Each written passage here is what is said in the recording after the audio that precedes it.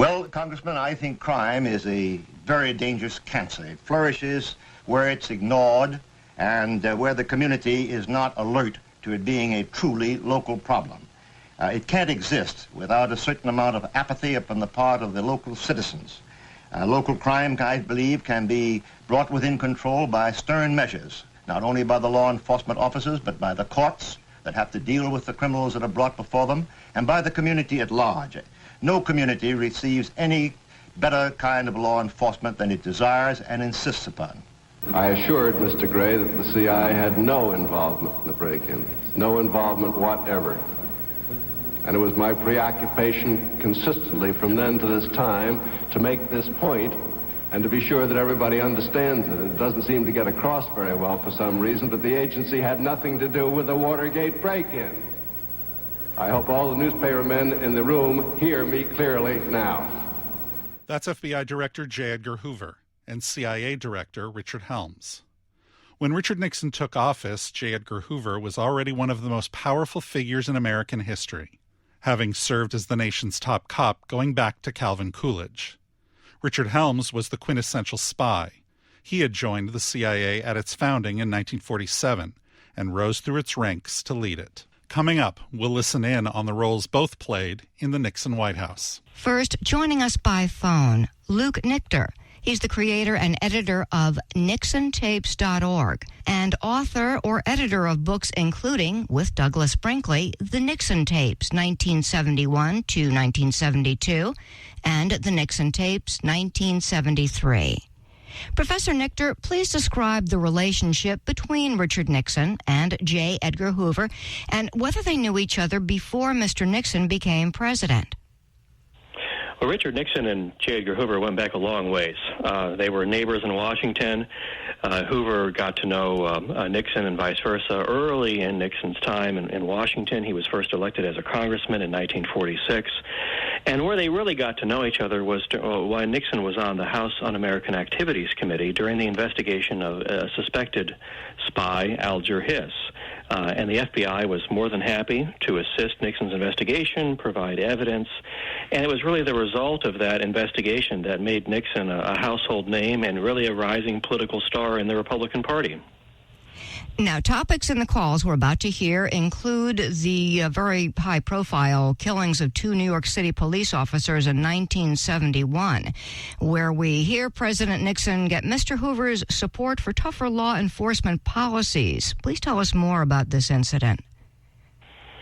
Sure. Well, I mean, Nixon and Hoover were 2 law and order cold warriors, and I think that kind of speaks to their number one domestic issue, tough on crime, and international issue, Cold War and anti-communism.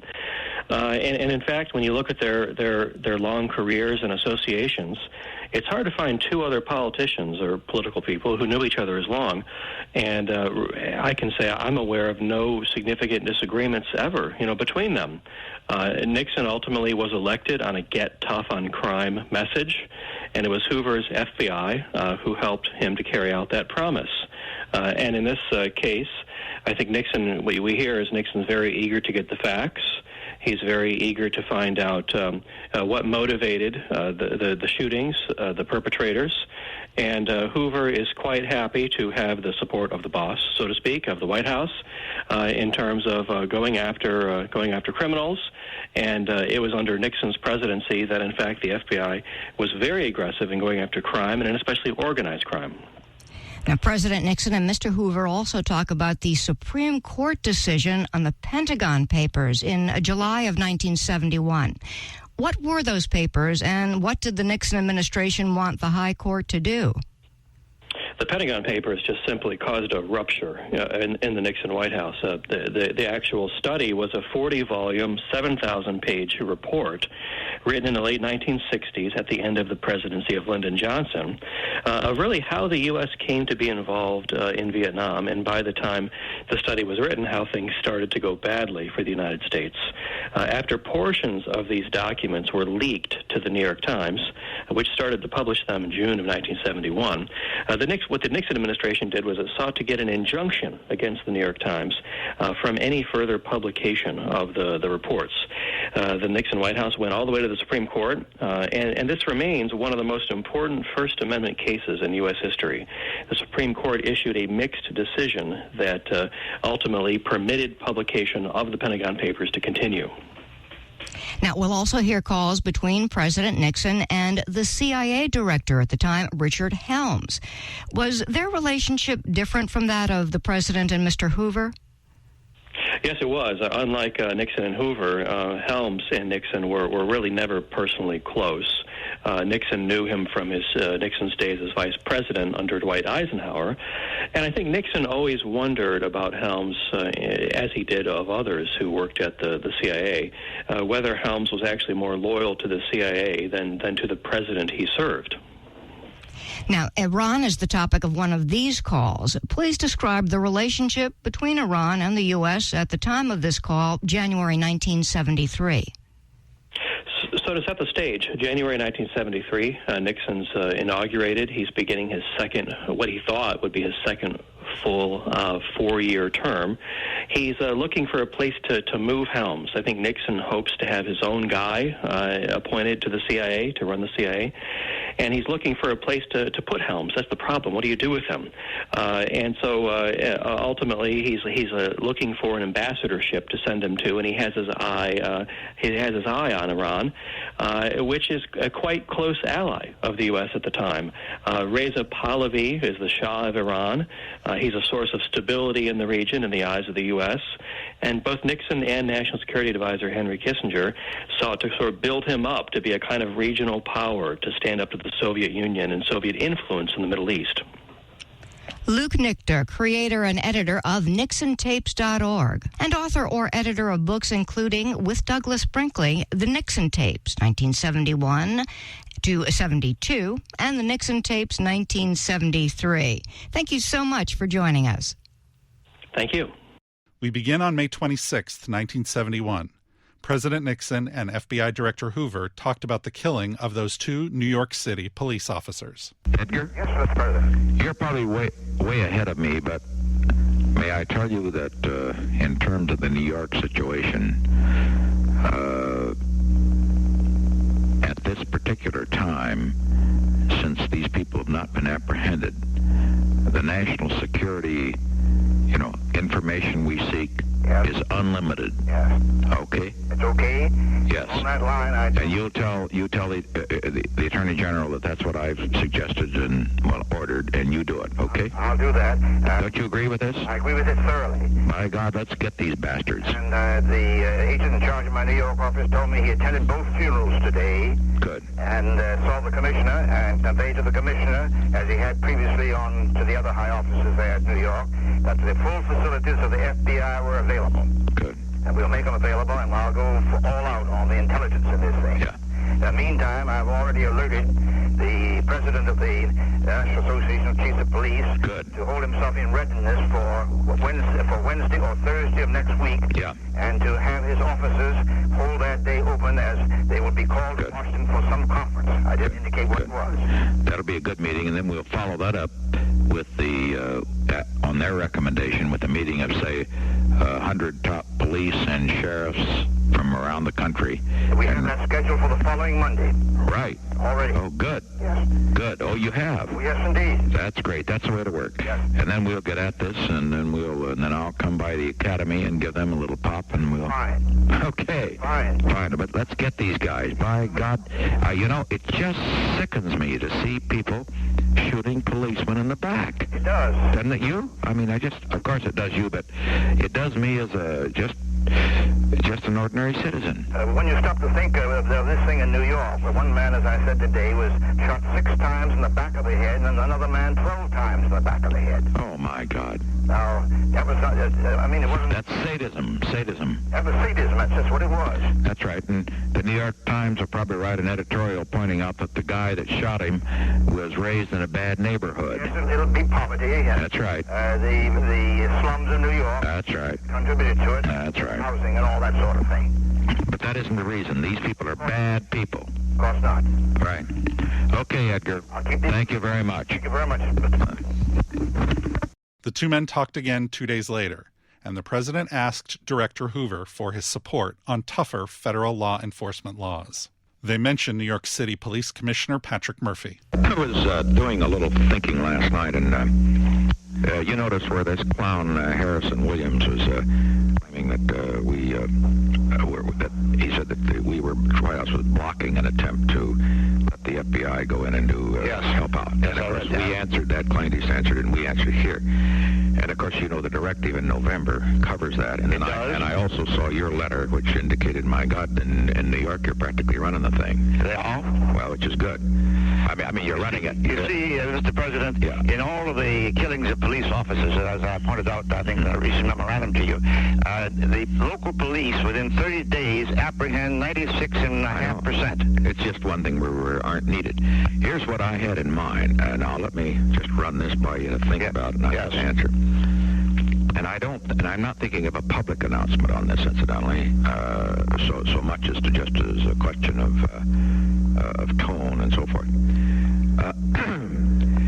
First, I think it would be, the reason we've got to oppose something like the Schweiker bill is it would get the Bureau immediately involved in every police case. That's very true. And this we must not do. That'd be a national police thing. Right. That we mustn't have. The second thing is, however, on the other hand, if on a case-by-case basis, you could determine that you would want the Bureau to get in other words, where you sort of had the scent or the smell of the national conspiracy thing, yes, you know, then that's a different matter. Now, would it be, for example, possible to say something like this? If you were to get a directive to the effect that and of course this would have to be by, with I suppose approval by the Attorney General, or I don't know, or something like that. Yes. Where it said that where law enforcement officials, I mean, where there are attacks on law enforcement officials, and where there is evidence of or suspicion of conspiratorial or not conspiratorial, but you know what I mean, other than just a crime of violence. Yes. You know, the kind of thing like the Panthers and all that. Panthers, right. The Democratic Society. Something that where it's basically that kind of an action. Yes. That then the Bureau, on a case-by-case basis, should go in and will go in and do everything that it can. Now, what I'm really trying to get at is this: is to give you is to find a way to get a handle so that you could go in only on cases where you wanted, and where there were, and that would mean cases where it did appear as if it were this other thing. And then second, to go in with everything you've got. In other words, you could with surveillance, electronic, and everything. Is that already covered, or what is? Well, what you I tell you what is being done. It might be well to consider a public statement along that line. But New York, for instance, we've got now I think 80 men on a special squad, and I've instructed the assistant director at New York to take it as a bureau case and break it as a bureau case if they possibly can. Good. But without ruffling the feelings of the local authorities, but don't tell the local authorities we've taken over. I see. In other words, it doesn't relieve Commissioner Murphy of the responsibility of doing the job. Well, and of course, if he knew that we were taking it over, he probably would scream to high heaven or leak something to the press. Right. Now, we've done the same thing down south with this little girl who was murdered, you know. Right. And well, now that's what I had in mind as far as procedure is concerned. So down south, you're doing it because of the civil rights. The possibility of civil rights. Right. Because now the local authorities have got these 4 white fellas locked up, and they will try them, I guess, for murder. But in the meantime, we want to make certain if there's any federal jurisdiction, and the local authorities kind of begin to back off or go easy, then we can go into the federal court on civil rights cases. Well, now, if Ziegler is asked about that case, could he say that the FBI? Well, I suppose it's already. Is it out that you are investigating to see if there's any civil rights thing or something like that? I don't know whether it's out. I know we went into it immediately upon happening. Fine. Well, now, with regard to the New York... And I think Mr. Ziegler could, if that question is asked, could say so. Yeah, with regard to the police thing now, what I'm getting at is that I want to get a position where we can where, you know, my God, a fellow like Williams, he ought to be in jail himself. Well, he is. Well, of course, he's a cheap politician. Yeah, well, you know, the fellow's got a, you know, he's got a very shady reputation. Lush, for crying out loud. For him to take us, what I'm really trying to get at is a way to reassure people that we are doing everything we can. I know you are. I want to keep the Bureau out of everything that it doesn't want to get into. Yes. I don't want to do anything that will get the Bureau in trouble. I tell you what I plan. But if there's any more handle that you need, I'll sign a directive to you if you want. I'll have the Attorney General sign one. What I plan to do, Mr. President, I've ordered these chiefs of police in here for next Wednesday afternoon. After I meet him? No, before you meet him. Oh. I want to get them in here in my office, and I want to go down about this Williams bill and these other bills, about a dozen up there, to get them all in opposition to it. Good. On the grounds that they have batted 96.5%. Right. And I have in mind telling them that after the conference with you at the White House on Thursday, if after that conference the press asks them any questions, the line of statements they should make. Right. In other words, that they are doing it and they're getting the fullest cooperation from the FBI and all that sort of thing. Right. In other words, I wanted to get them lined up as to the atmosphere. Now, we intend to do the same thing in regard to the 100 that come in the following Monday for 3 days training. Of course, both of those groups you will speak to. But I thought these officers who are coming in from the sheriffs and the police chiefs, that I ought to get them in this room here and just tell them what the picture is and what the opposition is to a bill being enacted and the impossibility of it, and that they ought to take the lead and ought to publicly announce the accomplishments of 96.5%. Right. Now, of course, that doesn't take care of getting out a statement from the administration that will indicate that the administration is going to go in on any of these cases where there may be a possibility of a federal violation. You see this damn Williams, he wants to make it like another Lindbergh case, like the kidnapping, where there's a presumption of federal jurisdiction at the end of 24 hours. So we would be in on every case in the country. I know, it wouldn't work. Well, the interesting thing is that here you got Williams doing this and Schweiker. Now, these two fellows are both doves. They're both against strong law enforcement, and here they are out leading the charge. Well, of course, it's the same old thing of attacking you and the administration. That's what it really amounts to. They're not sincere in what they're doing at all. And, of course, Williams is the last man who should have been doing any talking. His background is so bad that it ought to be looked into itself. Yeah, that's right. That's right. Well, there might be the place for some statement then, if we could. I'll tell you what, we're not going to do anything if you can kick it around in your shop. I'm going to kick it around here. And then raise it, and you and Mitchell, if you got a recommendation as a statement that we could make, that is, understand, nothing has to be done this week. Let's do it maybe next week. Yes. After our meeting. But we have to have a statement to come off of that meeting with the chiefs of police. Maybe by that time we could say that the FBI will do even repeat what we ordered in November. Yes. People forget what the FBI is already doing. Exactly, and the order in November was very sweeping. Right. And matter of fact, maybe we've got to take that and boil it down and hypo it and says the Bureau from do that and make it appear like a new thing. Exactly. See? And put any new element in it that you can. I'll get to work on that today. Talk with the Attorney General today about it. Figure the thing. Now, let me say, there's no urgency. I don't want to do any. We don't. It's Memorial Day weekend. We want to do it. But you talk to the Attorney General and say that we want to get a way to state this so that it's a new story when we hit it on Wednesday. Fine. Thursday. Fair enough? I'll take care of that. Fair. You work out something. I'll do that, Mr. President. Thank you. President Nixon and FBI Director J. Edgar Hoover from May 28, 1971. 5 weeks later, the President and FBI Director talked about how the Supreme Court needed a makeover following the Pentagon Papers decision. I wanted to tell you that I was so damn mad when that Supreme Court had to come down.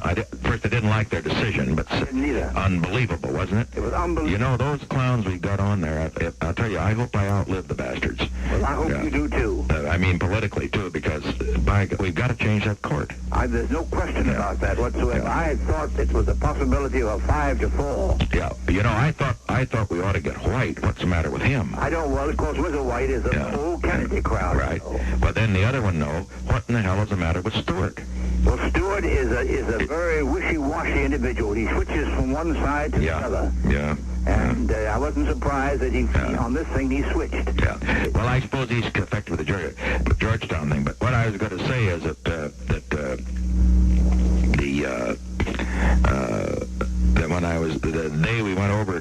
their place, and I was trying to.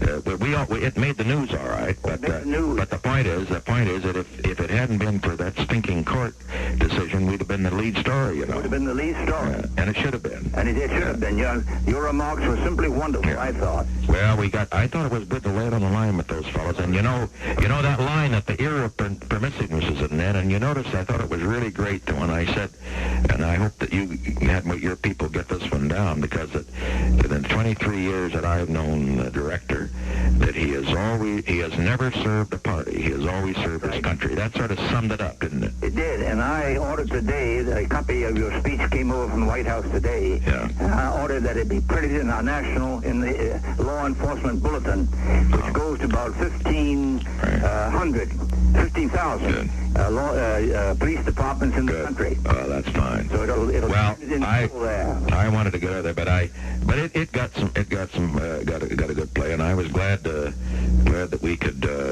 give it a shot. Well, I deeply appreciated what you did, because it certainly was wonderful of you to do it. Yeah. And I wanted to. I know you may have wanted to, but it was wonderful to do it at a time when they've been shooting from all sides at you, you know. Oh, heck. As far as I'm concerned, one thing I was going to ask your Vice President.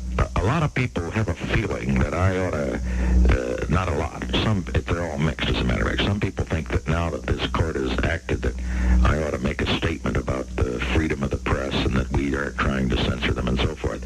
My inclination, whatever it's worth, is not to say so. I'll tell you. I think you're right.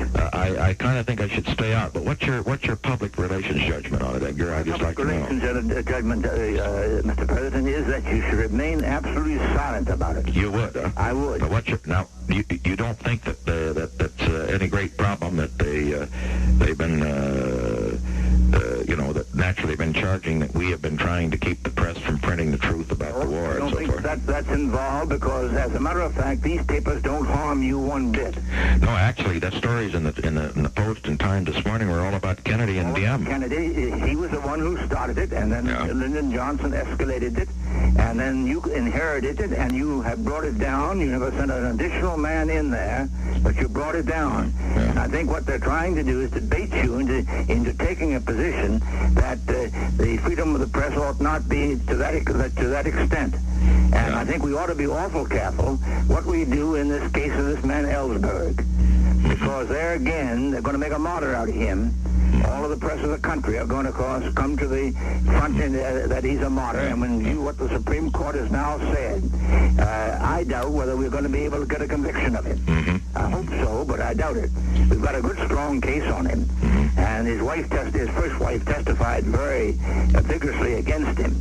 And it's a good, strong case. But I'd like to check some of the other people around him. That's the others. I think there's a conspiracy involved here. This fellow Sheehan of the New York Times is involved. This fellow Jack Anderson here in Washington, that skunk that we have here. Is he in it too? Oh yeah, he's in it. He was at the Post and had copies made. Yeah. I saw her on the TV last night, Mrs. Graham. I would have thought she's about 85 years old. She's only about, I think, something like 57. Oh no, I know that. Yeah. And I had an idea she was a great deal older when I looked at her last night. Yeah. She's aged terribly. She's a terrible old bag. Oh, she's an old bitch in my estimation. That's right. But I think from your point of view, it would be very ill-advised. You don't think I should say anything? I don't think you should say anything. Just let it cool off. Let the papers come out and let them reflect on whoever they reflect. What they want to print, it doesn't reflect upon you. You had nothing to do with all of this. I had nothing. Nothing of it was about me, you know. Not at all. Therefore, if you enter it now on the grounds of freedom of the press or anything of that, then it's the very thing that the enemies of the administration want to do, is to divert the attack upon you, and not upon Kennedy and not upon Johnson. Now, of course, I think what's going to happen, I think Lyndon Johnson will ultimately burst forth himself.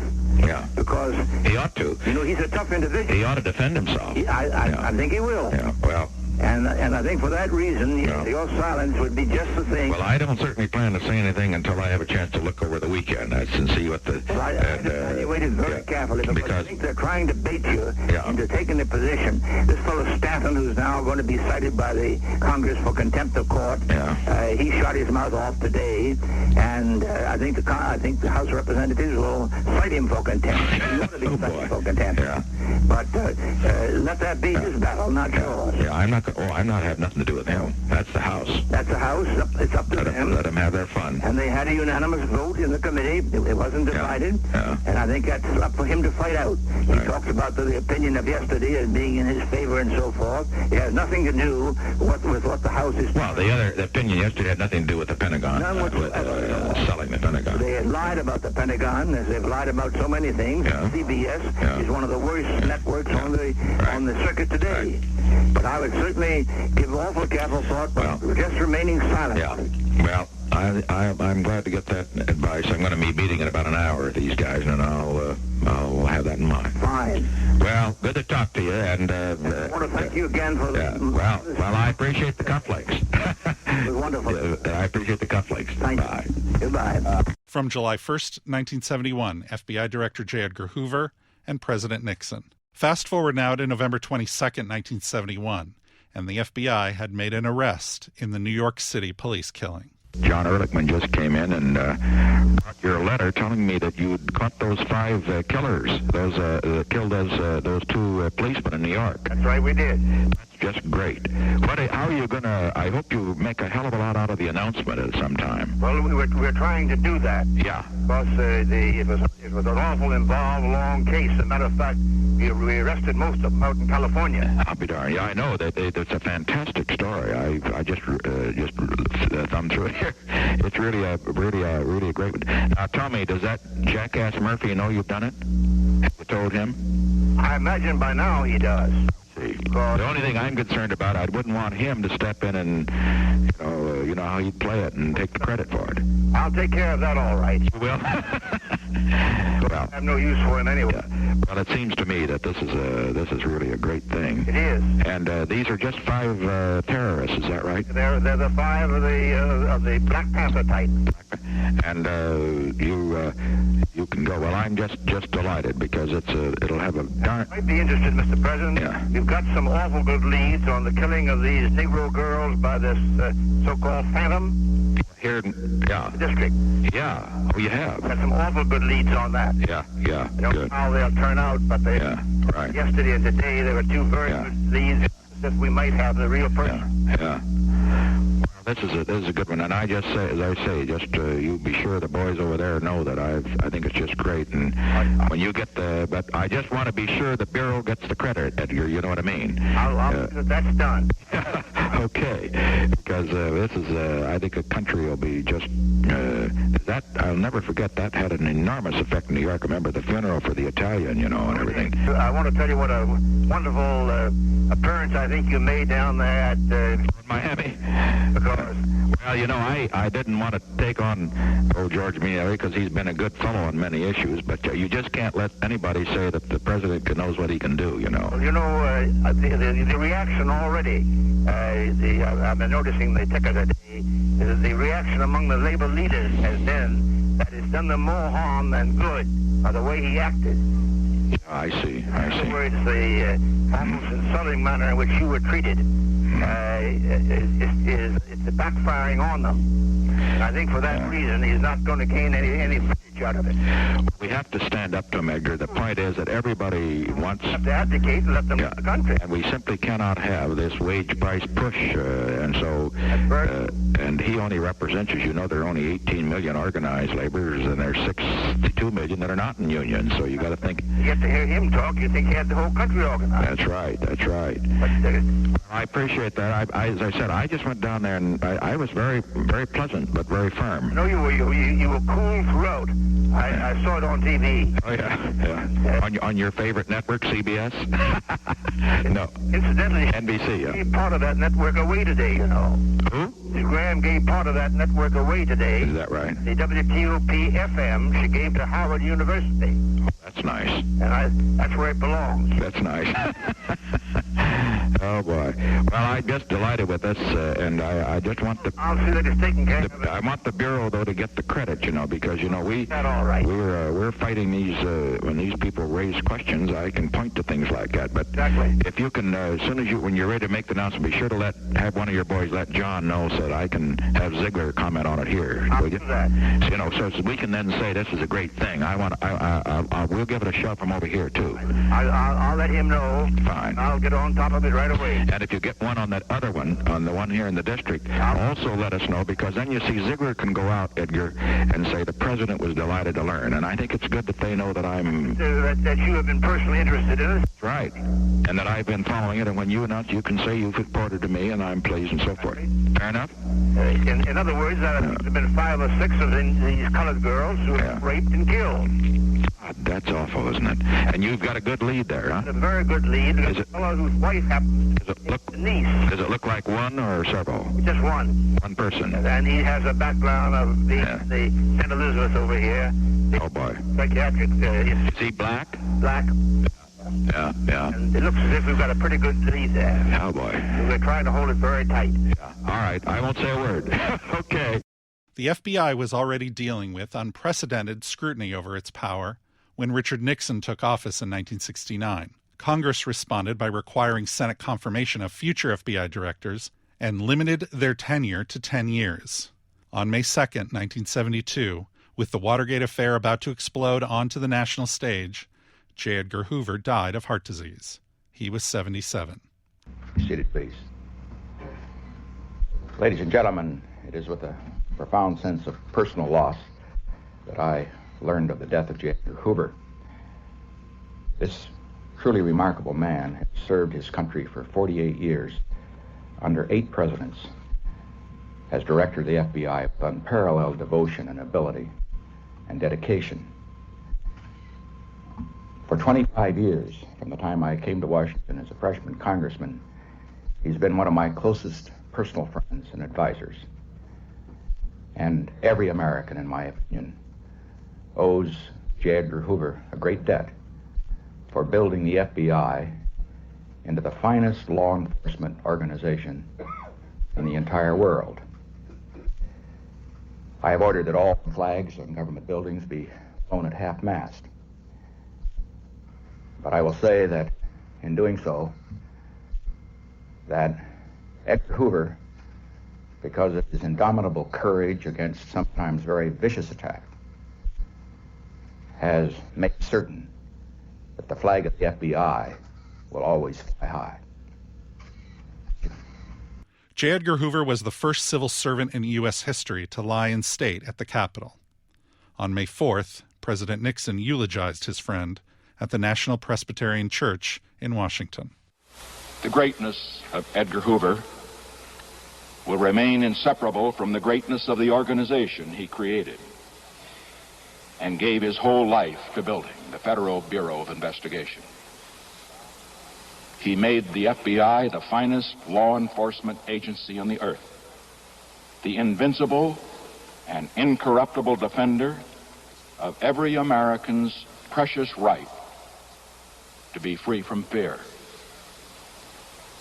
Yet America has revered this man not only as the director of an institution, but as an institution in his own right.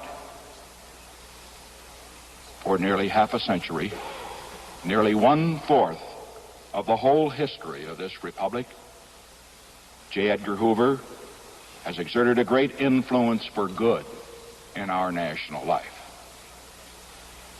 While 8 presidents came and went, while other leaders of morals and manners and opinion rose and fell, the director stayed at his post. He was one of those unique individuals who, by all odds, was the best man for a vitally important job. His powerful leadership by example helped to keep steel in America's backbone and the flame of freedom in America's soul.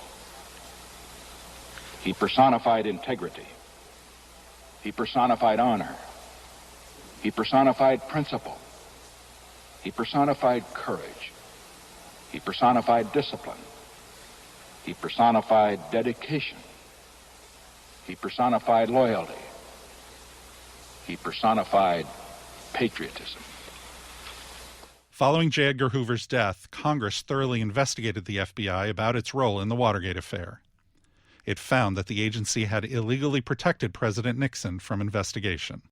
When the CIA was formed in 1947, Richard Helms was one of its original architects, and he was the first career spy to lead it. His years at the agency covered the Cold War, a period in which CIA service was seen as a noble and romantic calling. But by the time he left, the CIA was looked at suspiciously by many, and about to undergo intense congressional scrutiny over everything from assassination plots against foreign leaders to spying on U.S. citizens. We begin on April 11th, 1972, just 15 days before President Nixon announced his Vietnamization plan.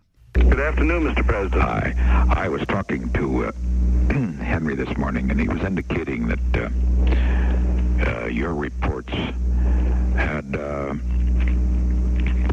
pointed out that the North Vietnamese were not broadcasting the fact that the B-52s had hit them. Is that actually the case? Yes, sir, I believe it to be. Yeah. Can I ask you to go forward on your own way? We've got broadcasts in there, I presume, and all the rest, haven't we? Yes.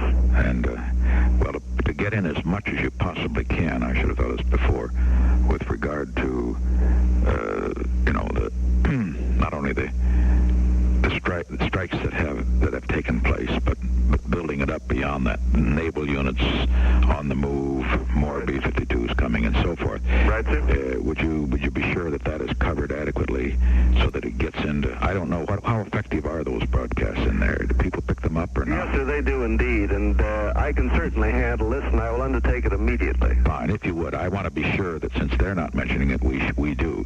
But mention also the number of naval ships that are coming out, the more carriers, more B-52s, and the fact that this strike did take place or whatever it is. Okay? I'll do it, sir. Fine. Thank you. On June 16th, the two talked again about Vietnam, the Soviet Union, and China. As the call begins, they spoke about the President of Mexico.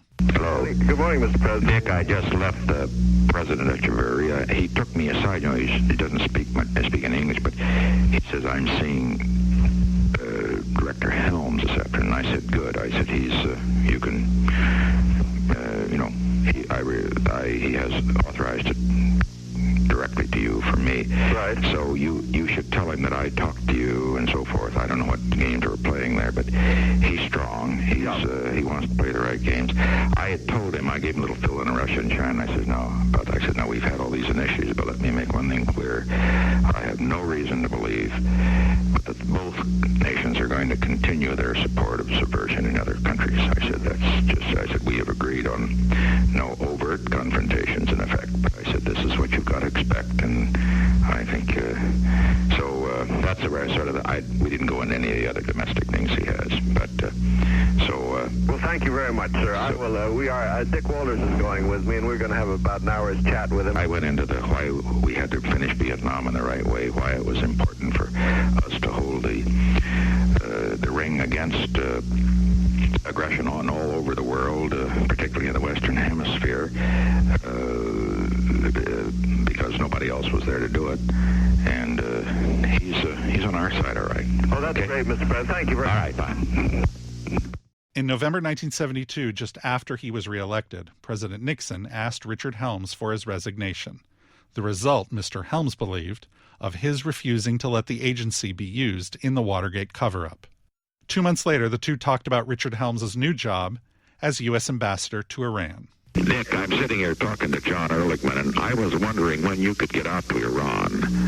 How soon you could get out there? Well, I've been planning to go about the middle of March. Middle of March? Yeah. Oh. Because I haven't got to get myself briefed, and I've got that letter from you, which I've got to do a lot of work on that energy problem. Well, let me say this. I wonder, have you been confirmed yet? I'd asked Fulbright about it because I told him and said that I wanted you confirmed especially, and he said he would. Well, I think it'll be next week.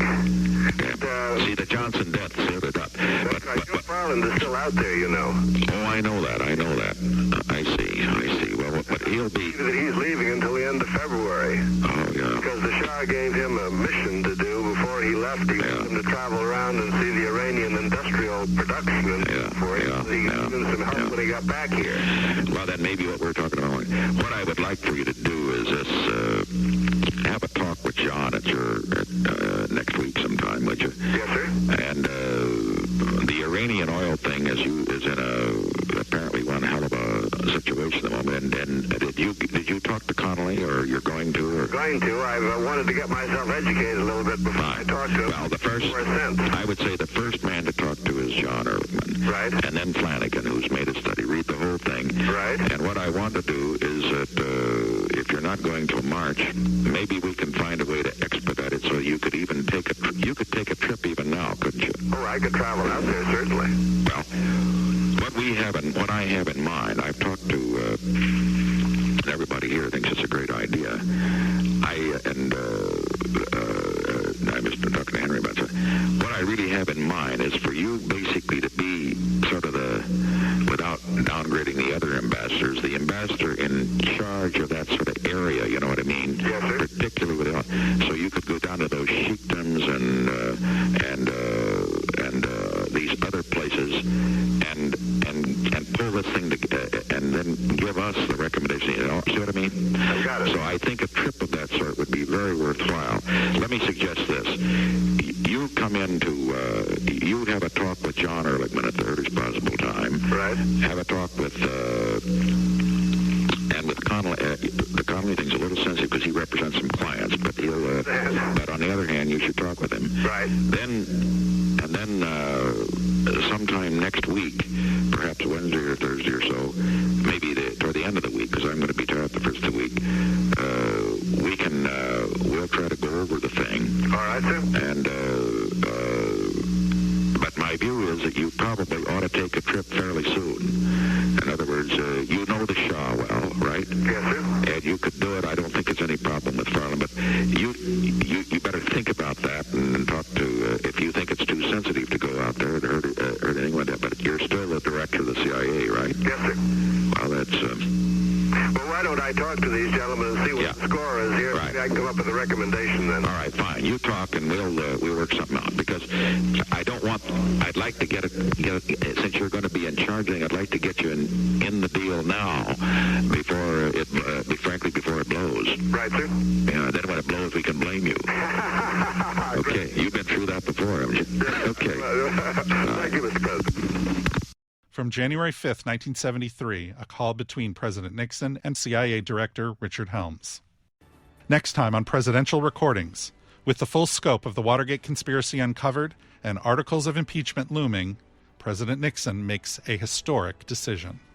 Our thanks to NixonTapes.org, the Miller Center at the University of Virginia, and the Richard Nixon Presidential Library and Museum. And in Season 1 of Presidential Recordings, hear secretly recorded conversations President Lyndon Johnson made on topics including the Warren Commission, the Vietnam War, the March on Selma, and more. And remember to follow Presidential Recordings so you never miss an episode.